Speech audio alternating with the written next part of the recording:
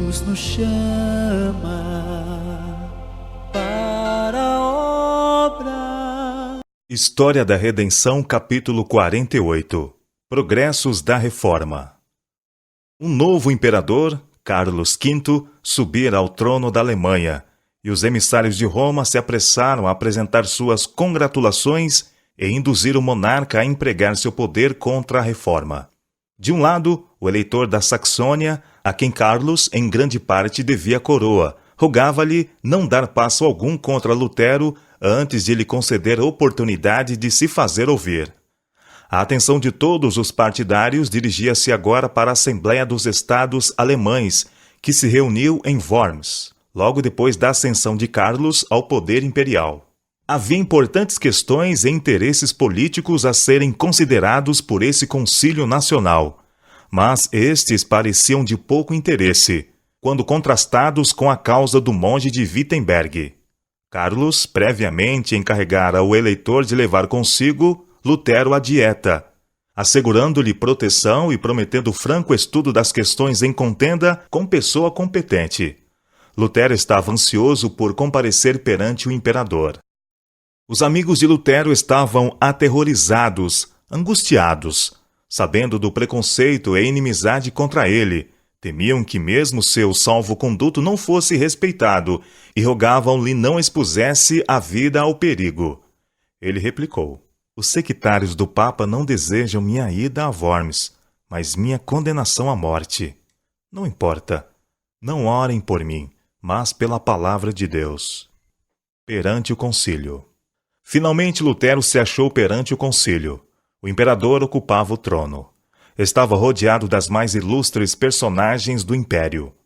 Nunca homem algum comparecera à presença de uma assembleia mais importante do que aquela diante do qual Martinho Lutero deveria responder por sua fé. O próprio fato daquela cena foi uma assinalada vitória para a verdade. Que um homem a quem o Papa condenara fosse julgado por outro tribunal era virtualmente uma recusa da suprema autoridade do pontífice. O reformador, colocado sob excomunhão e pelo Papa excluído da sociedade humana, recebera a garantia de proteção e foi ouvido pelos mais altos dignatários da nação. Roma condenara-o ao silêncio, mas agora ele estava prestes a falar perante milhares de todas as partes da cristandade. Calmo e paciente, todavia corajoso e nobre, surgiu como testemunha de Deus entre os grandes da terra. Lutero respondeu em submisso e humilde tom, sem violência ou paixão.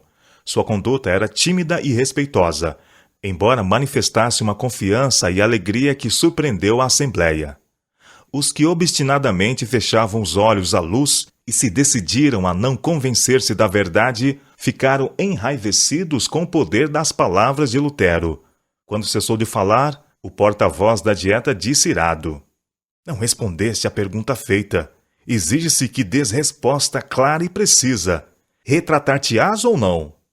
O reformador respondeu: visto que vossa sereníssima majestade e vossas nobres altezas exigem de mim resposta clara, simples e precisa, dar-vo-la-ei. É esta.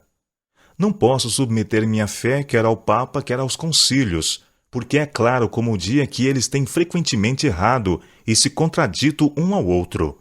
Portanto, a menos que eu seja convencido pelo testemunho das Escrituras ou pelo mais claro raciocínio, a menos que eu seja persuadido por meio das passagens que citei, a menos que assim submetam minha consciência pela palavra de Deus, não posso retratar-me e não me retratarei, pois é perigoso a um cristão falar contra a consciência. Aqui permaneço. Não posso fazer outra coisa. Queira Deus ajudar-me. Amém. Assim se manteve este homem justo sobre o firme fundamento da palavra de Deus. A luz do céu iluminava-lhe o semblante.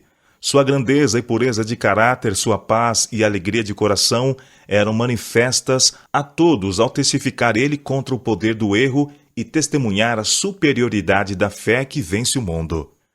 Ele permaneceu firme como uma rocha, enquanto as violentas ondas do poder terreno em vão se arremetiam contra ele.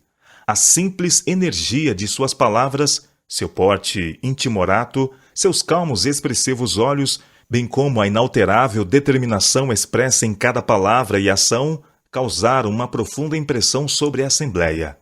Era evidente que ele não seria induzido, quer por promessas ou ameaças, a render-se ao mando de Roma.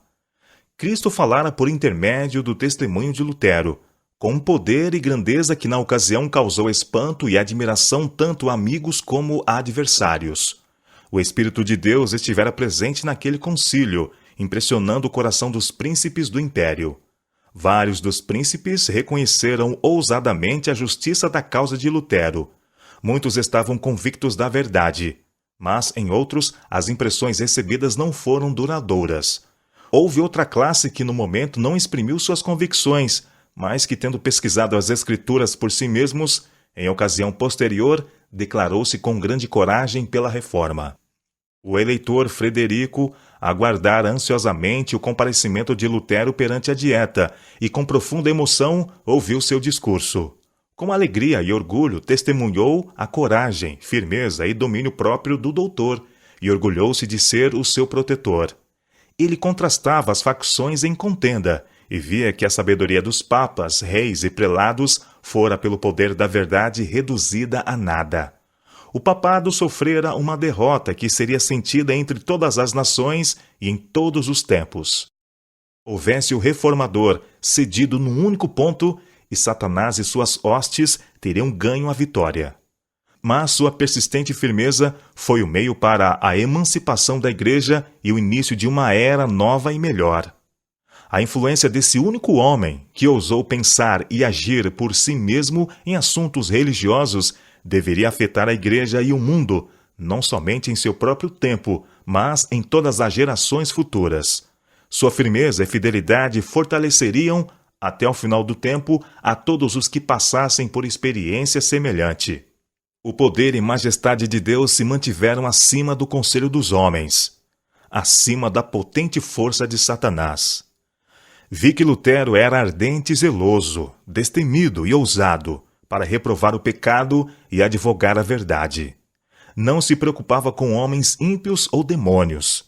Sabia que consigo tinha alguém que era mais forte do que eles todos. Lutero possuía zelo, coragem e ousadia, e por vezes esteve em perigo de ir aos extremos. Mas Deus suscitou a Melanchthon, que era exatamente o contrário no caráter, a fim de auxiliar Lutero no levar avante a obra da reforma. Melanchthon era tímido, medroso, cauteloso e possuía grande paciência. Era grandemente amado por Deus. Grande era o seu conhecimento das Escrituras e excelente o seu juízo e sabedoria. Seu amor pela causa de Deus era igual ao de Lutero. Os corações desses homens o Senhor os ligara entre si. Eram amigos inseparáveis. Lutero era um grande auxílio para Melanchthon, quando se achava amedrontado e vagaroso, e Melanchthon, por sua vez, o era para Lutero, quando em perigo de agir com demasiada rapidez. A cautela muito previdente de Melanchthon muitas vezes desviou dificuldades que teriam sobrevindo à causa, se a obra estivesse entregue unicamente a Lutero. E muitas vezes a obra não teria sido levada avante se estiver entregue a Melanchthon somente. Foi-me mostrada a sabedoria de Deus em escolher esses dois homens para promover a obra da reforma. Inglaterra e Escócia iluminadas. Enquanto Lutero abria ao povo da Alemanha uma Bíblia até então fechada, Tyndale era impelido pelo Espírito de Deus a fazer o mesmo pela Inglaterra. Ele era um diligente estudioso das Escrituras e destemidamente pregou suas convicções da verdade, insistindo em que toda a doutrina fosse provada pela palavra de Deus. Seu zelo poderia, entretanto, suscitar a oposição dos papistas. Um ilustrado doutor católico, empenhado em controvérsia com ele, exclamou: "Ser-nos-ia melhor estar sem as leis de Deus do que sem as do Papa." Tyndale replicou: "Desafio o Papa e todas as suas leis, e se Deus poupar minha vida, dentro de poucos anos farei com que um rapaz que conduz o arado saiba mais das Escrituras do que vós." O propósito que começara a acalentar, de dar ao povo as Escrituras do Novo Testamento em sua própria língua, agora se confirmava, e imediatamente se aplicou à obra. Toda a Inglaterra parecia cerrar-se para ele, e resolveu procurar abrigo na Alemanha. Ali começou a imprimir o Novo Testamento em inglês. 3.000 exemplares do Novo Testamento foram logo concluídos, e seguiu-se outra edição no mesmo ano. Finalmente deu testemunho da fé, morrendo como mártir.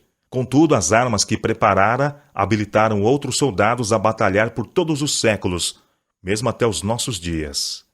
Na Escócia, o Evangelho encontrou um campeão na pessoa de João Knox. Este fiel e verdadeiro reformador não temia a face do homem. Os fogos do martírio, luzindo em redor dele, apenas serviam para despertar seu zelo em maior intensidade. Com o machado do carrasco pendente ameaçadoramente sobre a cabeça, manteve-se em seu terreno, desfechando vigorosos golpes à direita e à esquerda para demolir a idolatria. Assim manteve seu propósito, orando e travando as batalhas do Senhor até que a Escócia ficou livre. Na Inglaterra, Latimer sustentava do púlpito que a Bíblia deveria ser lida na língua do povo. O autor da Escritura Sagrada, dizia ele, é o próprio Deus, e esta Escritura participa do poder e da eternidade de seu autor. Não há rei, imperador, magistrado ou governador que não tenha o dever de obedecer à sua santa palavra. Não tomemos quaisquer atalhos, mas dirija-nos à palavra de Deus. Não andemos segundo nossos antepassados, nem busquemos saber o que fizeram, mas sim o que deveriam ter feito. Barnes e Frith foram amigos de Tyndale. Levantaram-se em defesa da verdade. Seguiram-se os Ridleys e Cranmer. Estes dirigentes da reforma inglesa eram homens de saber, e a maioria deles tinha sido muito estimada pelo zelo e piedade na comunhão romana. Sua oposição ao papado resultou de seu conhecimento dos erros da Santa Sé. Familiarizados com os mistérios de Babilônia, maior poder imprimiram a seus testemunhos contra ela.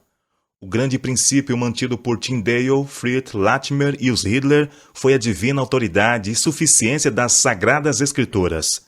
Rejeitaram a pretensa autoridade dos papas, concílios, padres e reis de governarem a consciência em matéria de fé religiosa. A Bíblia era sua norma, e para esta eles levavam todas as doutrinas e todos os reclamos. A fé em Deus e em sua palavra sustentava aqueles homens santos ao renderem a vida num instrumento de tortura.